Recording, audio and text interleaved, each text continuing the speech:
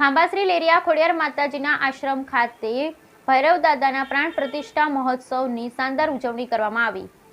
તારીખ 9/8/2024ના રોજ ખાંભા ખાતે પીપળવા રોડ હાથસણી ડુંગર પાસે પ્રકૃતિના ખોળે આવેલ શ્રી લેરિયા ખોડિયાર આશ્રમ ખાતે મહંત શ્રી જગદેવીદાસ માતાજી સાનિધ્યમાં હવનકુંડ તેમજ શ્રી કાળ ભૈરવ દાદાની પ્રાણ પ્રતિષ્ઠાની ભવ્ય ઉજવણી કરવામાં આવી, જેમાં ખાંભા તેમજ આસપાસના ગામોમાંથી મોટી સંખ્યામાં ધર્મપ્રેમી જનતા ઉમટી પડી।